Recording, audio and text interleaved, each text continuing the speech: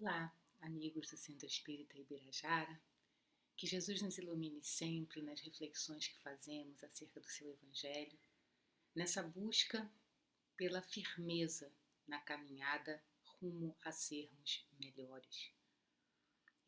Hoje vamos dar prosseguimento, ao capítulo 9 do Evangelho segundo o Espiritismo, Bem-aventurados os que são mansos e pacíficos. Mais especificamente, então, nesse momento, o item 8, obediência e resignação, que eu particularmente gosto muito desse item porque ele nos leva a reflexões bastante interessantes e bastante, assim, renovadoras daqueles conceitos que muitas vezes trazemos arraigados em nós, né? Como, por exemplo, de que o que é obediência e o que é resignação. Mas vamos lá, né? Vamos ler o pedacinho em que Lázaro, que escreve esse item, diz assim: a doutrina de Jesus ensina por toda parte a obediência e a resignação, duas virtudes que acompanham a doçura e que são muito ativas, embora os homens a confundam erradamente com a negação do sentimento e da vontade. Então, assim, só nessa frase aqui a gente já pode gastar aqui os nossos 20 minutos, né? Porque o que ele menciona? Que a obediência e a resignação são virtudes. Ele está colocando aqui duas virtudes. E que elas permeiam toda a doutrina de Jesus, que ensina por toda parte essas duas virtudes.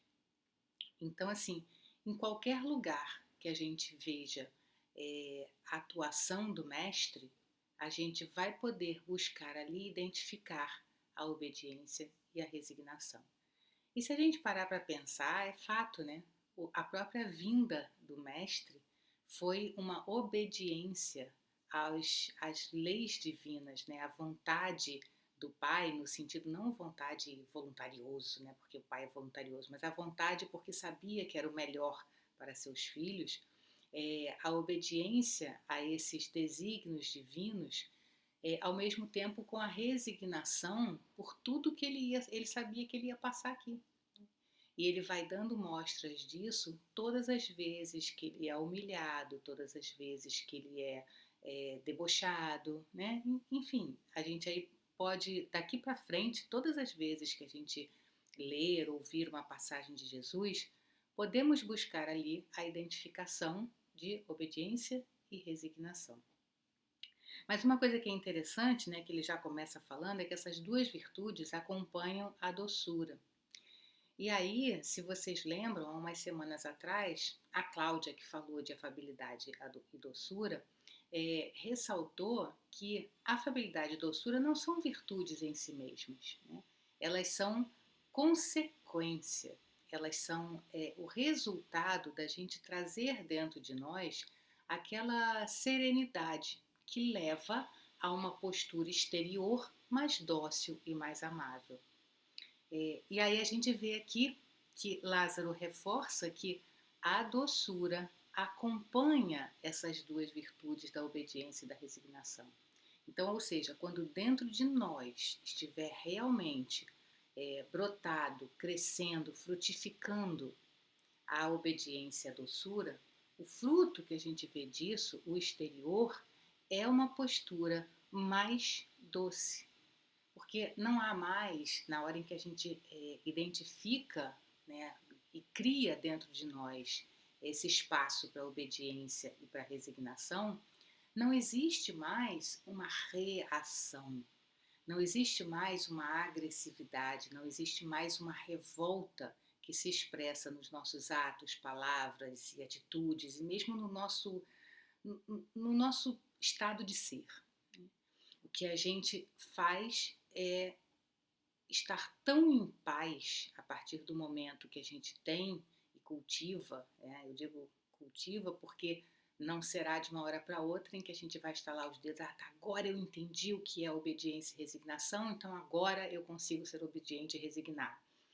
Sabemos que, né, todo mundo sabe que eu gosto de repetir a frase do Emmanuel, que toda virtude foi um dia disciplina. E com essas duas virtudes não seria diferente. Então a gente precisa começar a refletir sobre elas, começar a cultivá-las dentro de nós para que um dia elas realmente possam estar em toda a sua grandeza. Mas é preciso realmente disciplina. Porque se a gente só sentar e esperar, quando eu for um espírito mais evoluído, aí eu serei obediente à resignação, é o que vem primeiro. Eu acho que às vezes a gente fala isso com aquela sensação de que, não, é só o tempo, vou esperar o tempo passar, que nem fosse envelhecer, né, do corpo físico. A gente não precisa fazer nada para envelhecer, basta esperar o tempo passar e o corpo envelhecerá. Não é assim com as conquistas. A gente não senta e espera que o tempo nos trará conquistas, né? A gente tem que ir atrás. Então, é realmente pensar sobre obediência e resignação, identificar os momentos em que a gente não está sendo doce e afável, porque aí se a gente não vê o fruto, a gente aí vai pesquisar por que o fruto não está dando. Que tipo de adubo essa planta está precisando para me gerar esse fruto que eu não estou vendo? Então, todas as vezes que tivermos uma reação de revolta, uma reação de ficar muito chateado com alguma coisa, a gente tem que parar e dizer, opa, eu não estou conseguindo ver o fruto de doçura aqui. Então, o que é que está me faltando interiormente? Por que eu estou reagindo dessa forma? Isso é um trabalho constante. Isso é o que nós dizemos que é viver uma filosofia de autoconhecimento. É identificar em cada atitude uma oportunidade de análise daquilo que está me faltando reforçar interiormente. Então, assim, né, já com isso na cabeça, a gente pode ler a frase que a frase está até em itálico, né, aqui no Evangelho, porque é a frase que, de fato, nos amplia o entendimento dessas duas virtudes. Diz Lázaro: a obediência é o consentimento da razão. A resignação é o consentimento do coração. A obediência é o consentimento da razão e a resignação é o consentimento do coração. Então, assim, por que eu gosto tanto desse item? Porque eu acho que ele conecta as duas partes de nós que nós temos muitas vezes dificuldades de juntar. Porque a obediência, como ele diz, é a nossa razão aceitando, consentindo, dando o ok para aquilo que está acontecendo conosco. E a resignação é esse ok, esse consentimento que vem do coração. Então, ou seja, é uma mistura de razão e sentimento que nos faz ser uno, que nos dá essa sensação de completude, né? Porque todas as peças estão se encaixando, razão e sentimento. Que, aliás, no segundo parágrafo, né, desse item, o Lázaro chama a atenção de que uma virtude da nossa geração é justamente esse desenvolvimento intelectual e que o vício que nos falta corrigir é justamente esse espírito, digamos, preguiçoso, né, de não ir além daquilo que a razão está indicando. Em outras palavras, somos muito inteligentes, racionalmente falando, somos capazes de grandes desenvolvimentos tecnológicos e materialistas, mas o nosso envolvimento com o sentimento, o nosso clima de fraternidade, o nosso clima de empatia, de juntar as partes humanas ao redor de nós, isso ainda nos é bastante desafiador. Então, quando a gente volta lá, né? A obediência é o consentimento da razão. Então, eu fico pensando que é aquela parte assim que nós, por exemplo, espíritas, nós passamos por uma grande dificuldade, como dizem, e que eu gosto muito de usar a palavra desafio. Não existe nada difícil, existe algo desafiador para nós. Depois que a gente vence aquele desafio, aquilo ali virou uma coisa fácil, né? Então eu gosto muito de usar essa palavra desafio, até porque nos dá aquela sensação de empolgação, de querer transpor aquilo que se apresenta ali como um, um desafio mesmo, né? A nossa mente, a nossa atuação. Então, quando nós estamos diante de um desafio desse, sim, porque falar de obediência e resignação quando estamos numa fase maravilhosa da vida, quando tudo parece estar dando certo, não cabe, né, gente? Obediência e resignação estão atreladas necessariamente a um momento desafiador. Então, vamos pensar nessa situação, né? É nos chegado aquele momento de uma prova ou especialmente de uma expiação. Porque a expiação, como sabemos, é aquele desafio do qual nós não conseguimos escapar. É geralmente uma coisa mais contundente, porque vem de uma necessidade anterior, né? Vem de um acordo nosso conosco mesmo, de que precisávamos ter aquela limitação a fim de que finalmente consigamos realizar algo melhor. Então, nós estamos diante desse desafio e com o conhecimento espírita a gente consegue pensar que aqui existe alguma coisa que eu preciso aprender, porque Deus não me teria dado essa situação só para que ele se divertisse com o fato de eu estar sofrendo. Não, né? Isso não existe. Então, assim, essa obediência a aceitar aquele fato, aquele desafio, vem desse raciocínio que nós já temos a partir dos conceitos da doutrina espírita, de que faz parte do interesse do nosso progresso que tenhamos aquele desafio pela frente. Então, a gente está sendo obediente aos desígnios divinos. Nós estamos sendo obedientes à lei divina. Cuidado, parênteses, porque eu gosto muito de reforçar que quando a gente fala dos desígnios divinos, não são imposições, né, gente? É bom que a gente lembre que isso tudo faz parte de um planejamento com o qual nós estamos de acordo. Então, a gente raciocina e a gente diz, vou ser obediente. Só que a obediência tem que estar conectada à resignação, que é aquele consentimento do coração. Então é aquela percepção verdadeira, não só uma coisa racional do tipo, é lei de causa e efeito, então eu estou inserida dentro da lei de causa e efeito. Mas interiormente eu estou naquela revolta, muitas vezes até comigo mesmo, porque eu fico pensando, né? Tá vendo? Estou vivendo isso porque eu fiz errado. Tá vendo como eu sou uma pessoa errada? Tá vendo como eu não tenho jeito mesmo? Agora eu tenho mesmo é que sofrer isso. Quando a gente diz eu tenho mesmo é que sofrer isso, gente, tem tanto problema nessa frase, porque é uma questão de eu tenho como se fosse uma imposição de alguém, como se fosse assim um ato de maldade de alguém e não uma coisa do tipo eu quero progredir, né? Então assim, eu tenho mesmo é que sofrer isso. Ninguém tem que sofrer. Ninguém tem que sofrer. Deus quer a nossa felicidade desde agora.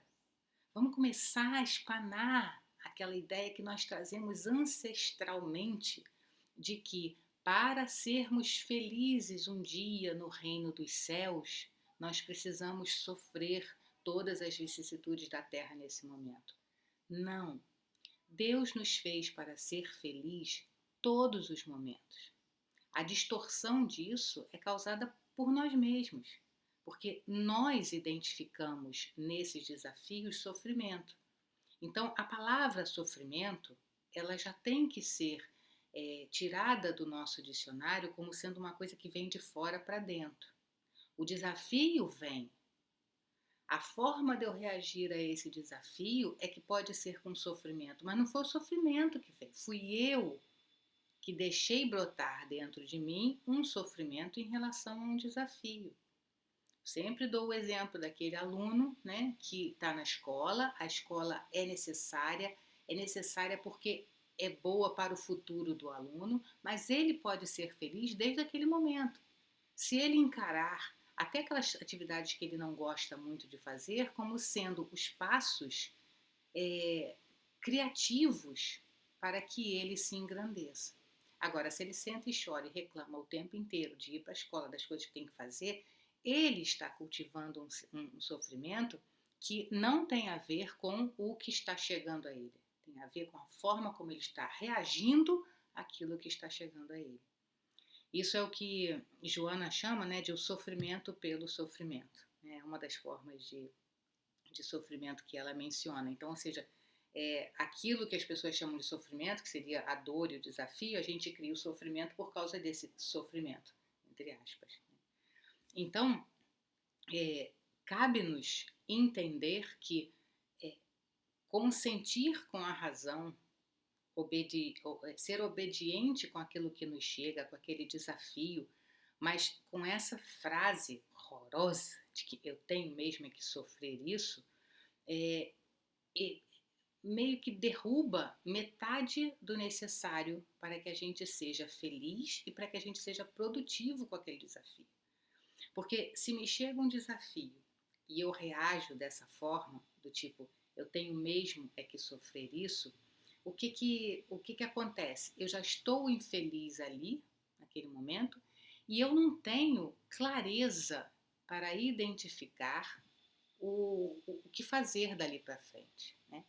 Porque Joana de Ângeles também chama a atenção de que o tempo inteiro a gente precisa, a pergunta que tem que ficar para nós toda vez que somos defrontados com uma dificuldade, com uma dor, com um sofrimento, qualquer que seja a palavra que usemos, a pergunta é: o que essa situação quer me ensinar? Se nós trabalharmos o tempo inteiro com esta frase, ou muda a nossa perspectiva, porque em vez de ficar sentando e lamentando pelo que se está vivendo, a gente fica focando no que aquilo quer me ensinar para frente. Com isso eu saio desta situação, eu me projeto num momento em que eu consigo ser mais feliz ainda do que eu sou hoje, porque já terei aprendido mais alguma coisa.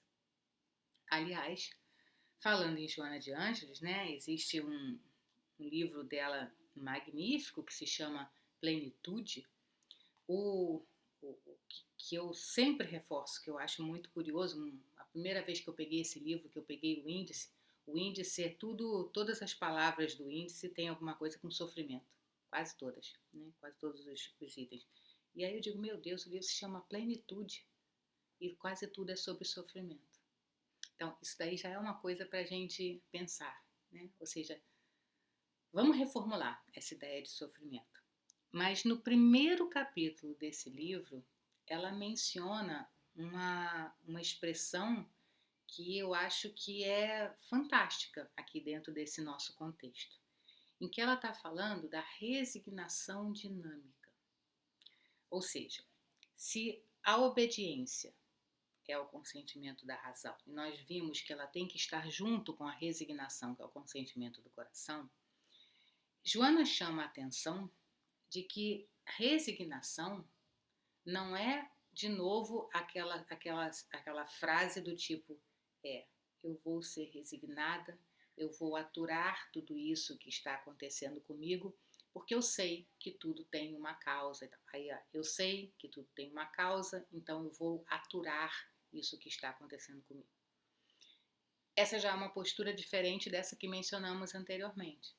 Porque se eu só tenho que aturar alguma coisa, esperar passar, esperar que ela passe por mim, eu não estarei fazendo aquela pergunta do que eu preciso aprender. E é por isso, gente, que eu acho que a gente tem tantas encarnações, né? Porque além da gente ainda criar, digamos, novas circunstâncias em que temos coisas a aprender, ou seja, a cada encarnação a gente meio que comete um errinho novo, e esse errinho precisa ser revivido para ser vivido acertadamente numa próxima encarnação. Além disso, até aquelas situações que a gente já planejou, já escolheu com os nossos amigos espirituais na hora de encarnar e tal, até esses a gente chega aqui e acha que a gente tem que aturar aquela situação.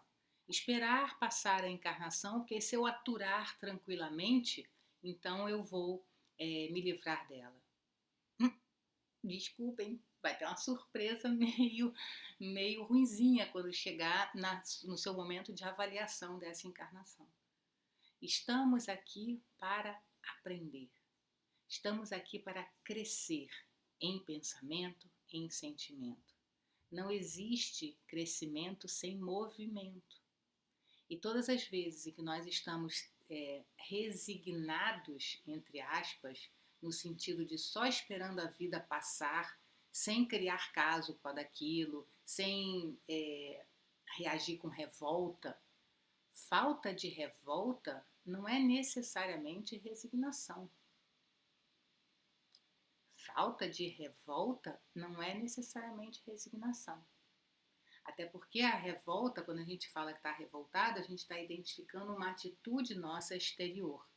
A revolta é a parte exterior que é, digamos, o oposto da doçura que falamos.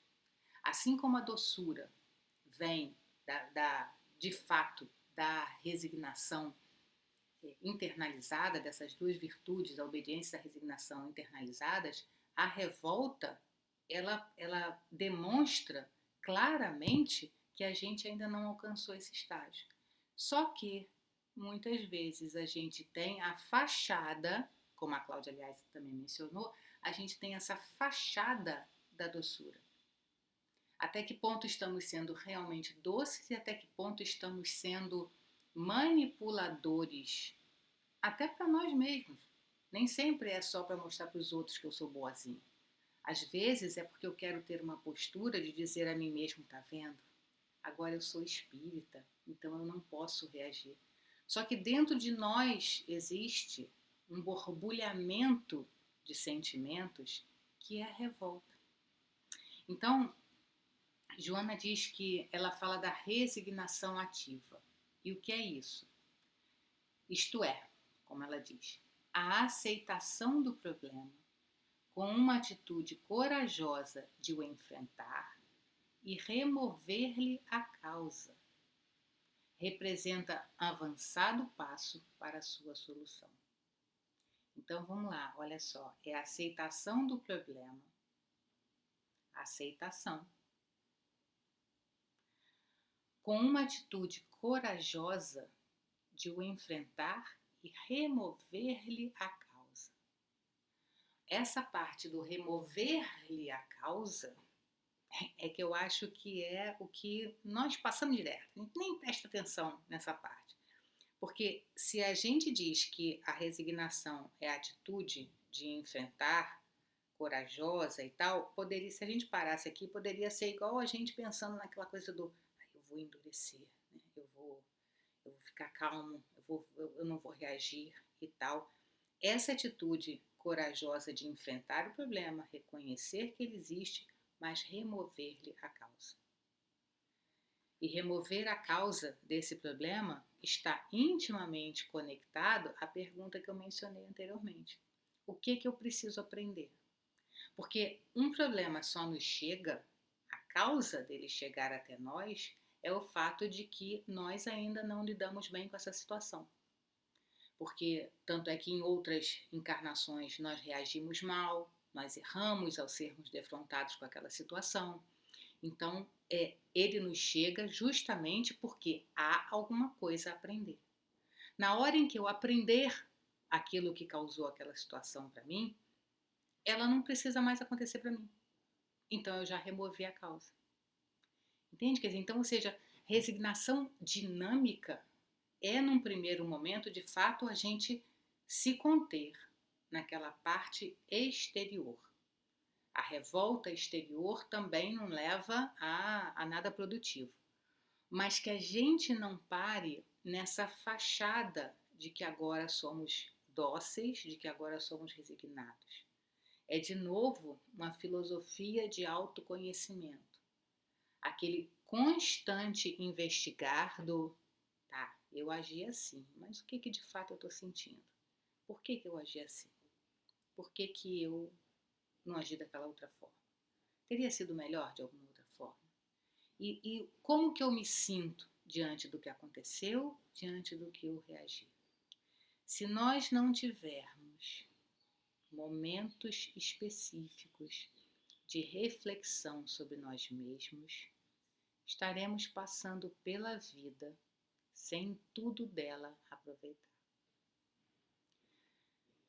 Nós somos atropelados pelas atividades do dia a dia, mas tá lá, né? Santo Agostinho, todo mundo conhece, né? A página em que Santo Agostinho diz que todos os dias passava em revista as suas atitudes.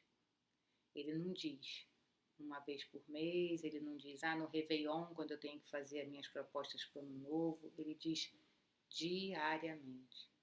O que mostra que tem que ser uma coisa frequente e constante. E nós somos atropelados pelas atividades do dia a dia, atividades às vezes até dignas, né? Nós estamos trabalhando, nós estamos produzindo, nós estamos trabalhando às vezes não só profissionalmente, mas até estamos engajados em estudos, em atividades, por exemplo, da nossa casa espírita. Então são todas atividades dignas, estaremos produzindo no bem. Mas a parte que nos cabe de entender as causas dos problemas que nos chegam e a partir daí identificar o que podemos crescer, isso só pode ser feito no recolhimento, no contato conosco mesmo. Então eu sempre brinco, né? Santo Agostinho diz que ao final do dia, e o pessoal diz assim, antes de dormir, você pensa no que foi o dia todo e tal.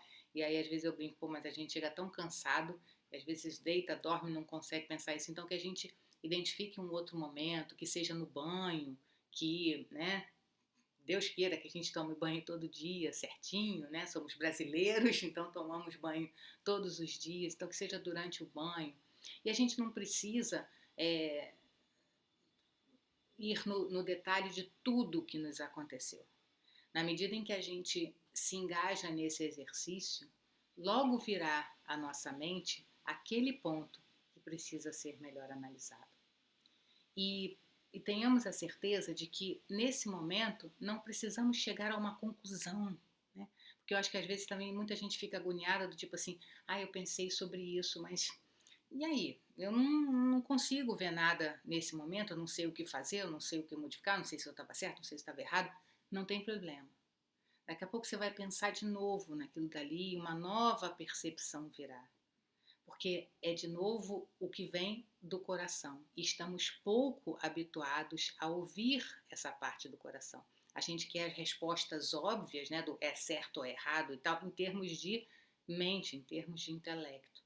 Mas na medida em que estivermos realmente engajados nesse exercício, seremos capazes de identificar o que realmente podemos crescer ali com aquela situação.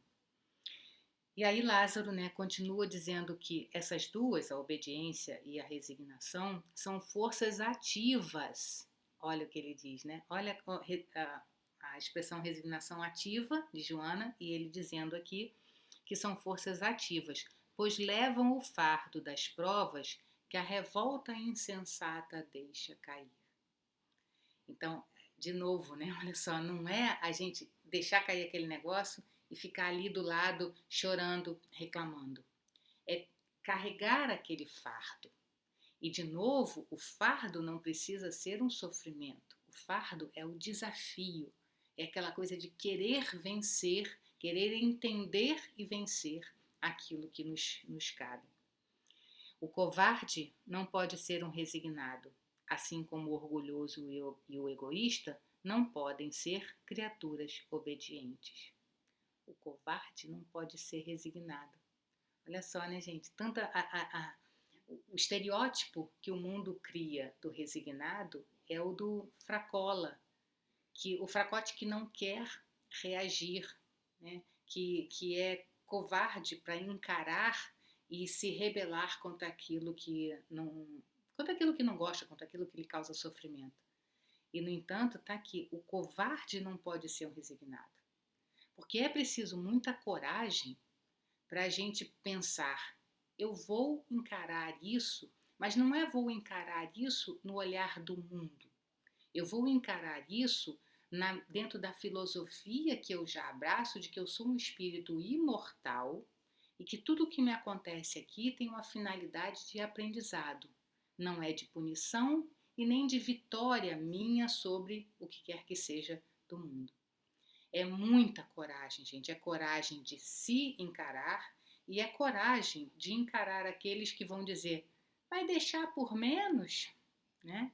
Então, assim, é uma dupla coragem, digamos assim. Sendo que a mais importante é aquela de fato, abraçarmos esse momento de crescer, essas oportunidades de aprendizado, porque isso ficará conosco em toda a nossa trajetória. Jesus foi a encarnação dessas virtudes que a antiguidade materialista desprezava. Nem sei se é só a antiguidade materialista, né? A modernidade materialista também despreza, como dissemos, né? Muitas vezes olha para aquele que tem a coragem de se encarar e de não reagir ao mundo como sendo fraqueza. Ele veio no momento em que a sociedade romana naufragava nos desmandos da corrupção. Ele veio fazer brilhar, no meio da humanidade oprimida, os triunfos do sacrifício e da renúncia à sensualidade. Então, assim, é só um fechamento de que temos em Jesus, como sempre, guia e modelo. E aí também sei que alguns dizem assim, mas é Jesus, né? Jesus é um espírito de luz, por isso que ele consegue. Sim, por ser um espírito de luz, ele já conseguia fazer isso o tempo inteiro. Já era a sua condição natural. Mas Jesus não foi criado desta forma. Jesus foi criado tal como todo mundo, simples e ignorante. E Jesus passou por esses passos todos que estamos passando agora. Quer dizer, provavelmente com mais rapidez, né? Porque foi um espírito mais sagaz e conseguiu fazer isso mais rapidamente, mas assim, não importa. O que importa é que ele nos mostra que é possível sair da condição que estamos para uma condição de melhor entendimento. E isso se faz cultivando virtudes. Dentre elas, obediência e resignação. Então, palavras-chave. A obediência é o consentimento da razão. A resignação é o consentimento do coração. Mas são ambas virtudes ativas. Então, a resignação é dinâmica, é aceitar o problema, aceitar a situação que nos chega com uma postura corajosa de pesquisar o que essa situação quer me ensinar. E, enquanto isso, agir com doçura, porque o que nos cabe é o cultivo interior da paz e do reino de Deus dentro de nós, que é essa serenidade de nos sabermos espíritos em evolução, cultivando virtudes com obediência e resignação. Que Jesus, então, abençoe esses nossos propósitos de sermos melhores.